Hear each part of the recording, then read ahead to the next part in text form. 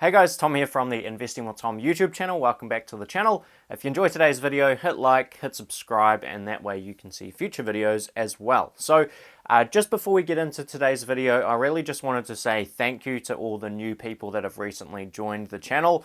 Believe it or not, this is actually the first video I've filmed in about a month.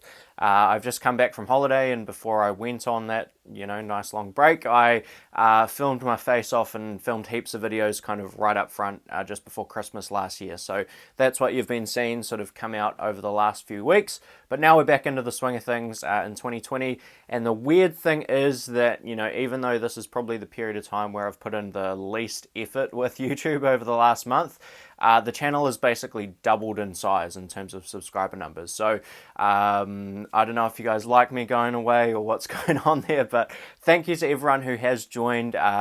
Welcome along, and I hope you enjoy all these future videos as well. So just wanted to get that out of the way and say thank you. But the topic for today's video is actually going to be talking about the Wilshire 5000 to GDP ratio. This is a ratio that has been out there fairly frequently lately. It's actually one that's used by Phil Town quite often, and Phil Town is a guy that I've learned a huge amount from in terms of especially getting started with investing. His books always sit behind me in the bookshelf and that sort of thing. So lots of stuff to thank Phil Town for, but I really want to dive into one of the metrics that he does use, and this is even one that I've used in the past as well to talk about how high or how low the overall stock market is. And I just want to talk about it because I think there's a couple of issues with just using this single metric in terms of trying to value where we're at in the grand scheme of the stock market. And it's not to shoot down Phil Town or anything like that. Like I say, I've learned a lot from the guy. It's more just a warning to say that you can't use really one simple metric to value a stock or value where the overall market really is. You can't value a stock just off a PE ratio. You also need to know, what's the future growth, or is that company actually shrinking into the future? What's kind of the overall context of that PE ratio? So you have similar things where you start to talk about the overall broader market as well. So we're going to dive into the Wilshire 5000 to GDP ratio, talk through what it is, what it supposedly means, and some issues that I see with actually using that as a metric to value the total market. So hope you enjoy the video. If you do, like I say, hit like and subscribe. Drop any comments down below. Keen to hear your thoughts on this one as well. It is a little bit technical, but I hope you do enjoy it nonetheless. So let's get into it. So firstly, let's talk about what the Wilshire 5000 GDP ratio is for those that have never heard of it before. Essentially, it involves two things. So the Wilshire 5000 and GDP, as the name suggests. So the Wilshire 5000 is actually a stock market index or a group of stocks over in the US. It used to actually contain 5,000 stocks. It doesn't contain that many now because there are far less listed companies than they were in the past. But essentially what it's intended to represent is the total market value of all the stocks in the US. So if you add up the market caps of basically every company, then you get the total market cap of the Wilshire 5000. So that's what the Wilshire 5000 is supposed to represent, is basically the total valuation of the pool of all public US businesses. That's what the Wilshire 5000 means. And in this ratio, we're comparing that against GDP, or gross domestic product. So that's essentially the value of all of the products and services produced typically in a given country for a given year. And in this case, it's the US again, and it's done on an annual basis. So that's what we're looking at. That's the Wilshire 5000 versus GDP.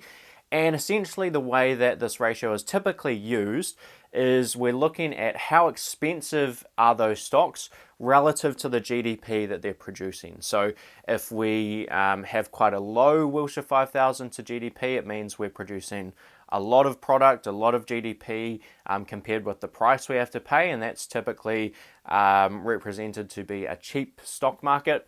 And vice versa, when this ratio is really high, we're paying a very high market cap, very high price relative to the GDP or the products and services that we're actually getting in terms of the revenue for those companies. So In a lot of ways, it's like a gigantic sort of price to sales ratio. If the Wilshire 5000 to GDP is at around 1.8, like I think it is at the moment, it means for every $1,000 of GDP, we're paying around $1,800 of market cap for those sales. So that's what we're looking at. And long story short, the Wilshire 5000 to GDP ratio is basically the highest it's ever been. So if we go right back to the 60s and 70s and even earlier, we saw this ratio quite often below 100%. And based on this metric, people were saying that that is, a very cheap stock market. And today we're basically seeing it the highest it's ever been, well north of 150%. It only ever got to this sort of level in really 99, 2000, and it's even surpassed that point now. And it got higher than it ever was in sort of 2007, 2008 before that crash in the GFC. So it is very high, and if you were to just simply look at that metric, you might say that, well, the stock market looks like it's doubled at about twice what it has been historically.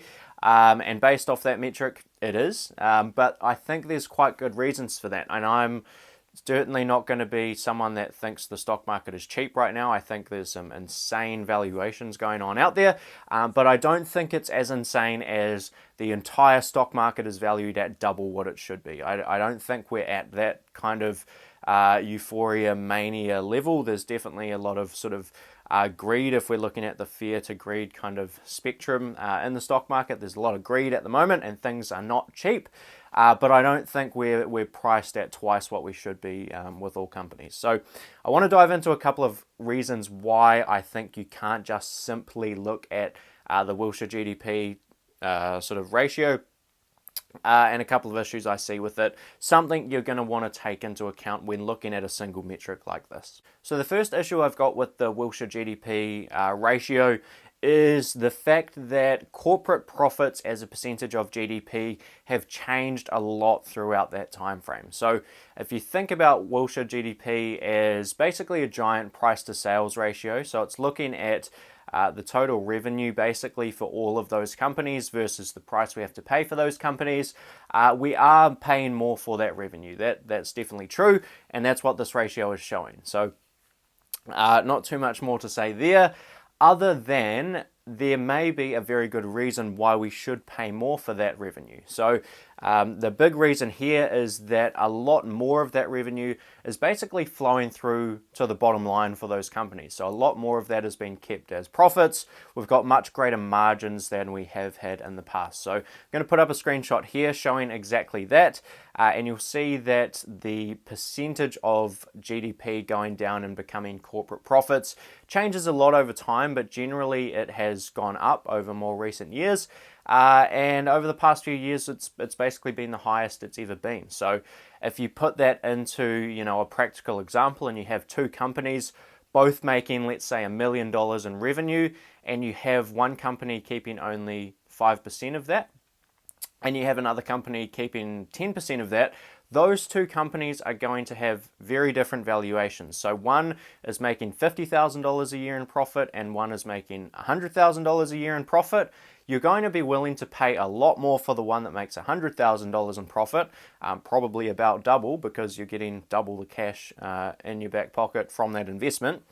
And that's really one of the main drivers of pushing this Wilshire 5000 to GDP ratio up, is a lot more of that GDP is flowing through to the bottom line for these companies, something that owners can have as cash flow.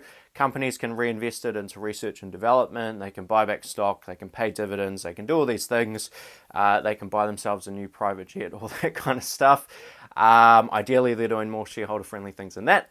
But nonetheless, we're getting more of that revenue come through to the bottom line, and therefore we should be willing to pay more for that GDP. So it makes sense that if corporate profits as a percentage of GDP are higher, we should be willing to pay a higher market cap for that GDP. That just makes sense. So that's my first point. My second and actually my final point is basically around interest rates. So I'm going to put up another screenshot here showing the S&P 500 earnings yield versus the 10-year Treasury interest rate or return on those bonds. And basically what you should see here is that Sometimes this isn't true, it does move around a little bit, but basically most of the time, if you're investing in stocks, you should be expecting a higher return than if you invest in bonds. If you invest in bonds, you're getting a guaranteed return of a certain percentage, which is literally written as a coupon on those bonds. And if you invest in stocks, you're taking typically a little bit more risk, or at least a little bit more volatility, a lot more movement up and down in your portfolio. And because of that, you should expect a higher return typically. So the earnings yield you will typically see is higher than the interest rate. And earnings yield, for those that don't know, is literally just the PE ratio inverted. So if you have a PE of 10, you invert that and go 1 divided by 10, you're getting a 10% earnings yield.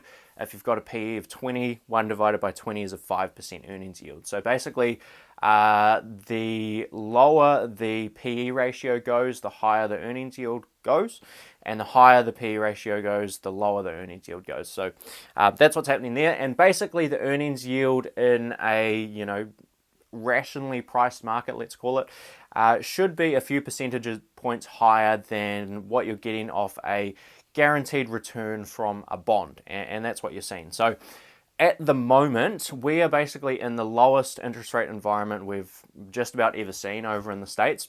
And that means that, stocks are going to be priced about as high as they've ever been. The earnings yield is going to sort of follow the interest rate down. There's going to be still a gap between them, so you'd still expect to get a higher return on average from stocks. But if interest rates come down, it means the earnings yield of those stocks also comes down, sort of follows it down together. And what that means in practice is if the earnings yield's going down, that means the PE ratio is going up, market prices are going up. And we're seeing that also reflected in the Wilshire 5000 to GDP ratio. So there you have it. Those are my two sort of contentions, I guess, with the Wilshire 5000 to GDP ratio. It's not necessarily a shot at Phil Town or at this, people that use this metric or anything like that. Warren Buffett was even the guy that first came up with it, and I've since actually heard him speak.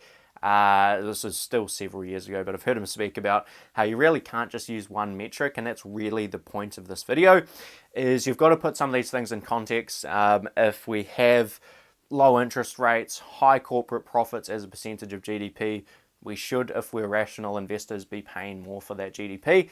And that's one of the reasons why we're seeing this ratio on the surface of things look out of control. But practically, it's probably not quite as out of control as you might first think. So hope you enjoyed the video. If you did, hit like, hit subscribe. You can watch some old videos over there. Hit subscribe over there. Look at poor Charlie's almanac over there. That was a Christmas present, and I'm really enjoying that so far. If you haven't read it, definitely recommend it. But Charlie's going to be watching over us in future videos now, so I hope nobody's got a problem with that. Charlie's a legend, so don't know why I'm talking about that. But that's all for today's video, so I hope you enjoyed. Have a great day, and I will see you in the next one. Cheers.